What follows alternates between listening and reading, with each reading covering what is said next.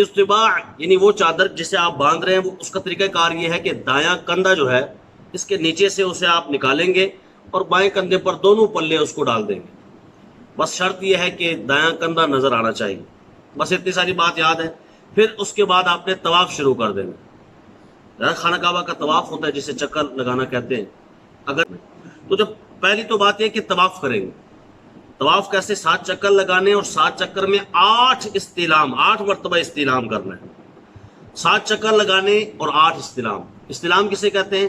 حجر اسود کو بوسہ دینا، یا اس کے ساتھ لکڑی وغیرہ کو لگا کر اسے بوسہ دے دینا، ہاتھ لگا کر ہاتھ کو بوسہ دے دینا، یا دور سے ہی، کیونکہ وہاں دکم پیل زیادہ ہوتی ہے تو فقہائے کرام، علماء کرام فرماتے ہیں کہ دکے سے تو بچنا ہے. کسی کو تکلیف دے کے اگر آپ حجر اسود چومتے ہیں تو گناہ کما رہے ہیں، تو فائدہ نہیں ہے. دور سے ہی ہاتھ ایسے کر کے اس کی طرف اشارہ کر کے ہاتھ چوم لیں، گویا آپ نے حجر اسود چوم لیا. مقام ابراہیم پر 2 نفل پڑھتے ہیں. وہاں سجدہ اللہ رب العالمین کی بارگاہ ہے، وہاں سامنے پتھر ہے، عبادت اللہ رب العالمین کی ہو رہی ہے. اس کے بعد ملتزم جاتے ہیں. ملتزم آنا چاہیے، جانا چاہیے. پھر وہاں ملتزم کیا ہے؟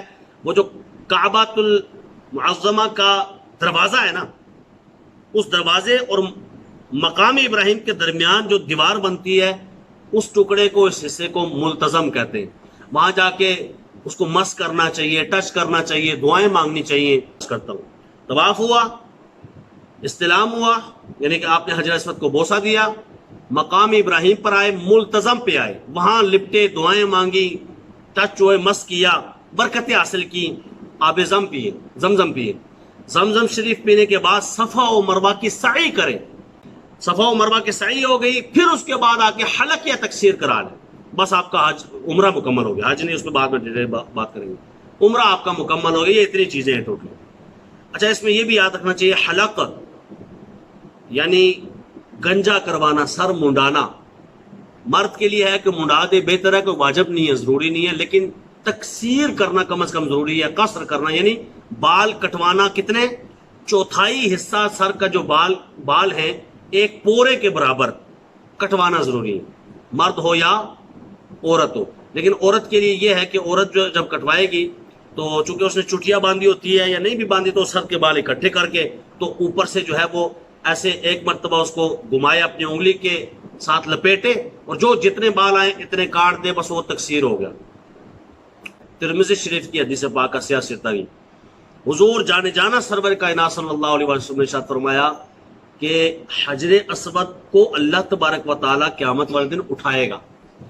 جن سے وہ دیکھتا ہوگا، اس کی زبان ہوگی جس سے بولتا ہوگا، اور وہ گواہی دے گا ہر اس بندے کی جو حق کے ساتھ آ کے اسے چوم کر گیا ہے. حق کے ساتھ، عقیدے اچھا رکھتے ہوئے، نظریہ اچھا رکھتے ہوئے.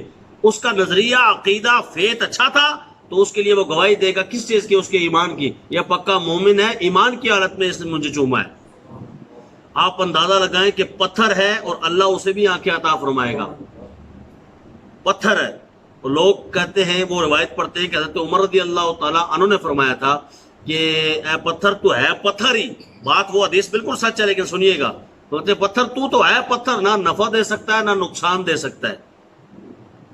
جو حدیث میں نے سنائی وہاں نفع دے رہے ہیں، اور حضرت عمر نے فرمایا اے پتھر، تو نہ نفع دے سکتا ہے نہ تو نقصان دے سکتا ہے، اس لیے میں تجھے کبھی نہ چومتا اگر میرے مصطفیٰ نے نہ چوما ہوتا. تمہیں میں اس لیے چومتا ہوں کہ میرے آقا نے چوما ہے. تو یہ کیوں فرمایا کہ نہ تو نفع دے سکتا نقصان؟ نفع تو دے گا وہ. حضور نے فرمایا میرا کہنے کا مقصد یہ ہے کہ ذاتی طور پر نفع نہیں دے سکتا، خود بخود نفع نہیں دے سکتا، یہ تو اللہ کی عطا سے نفع دے گا.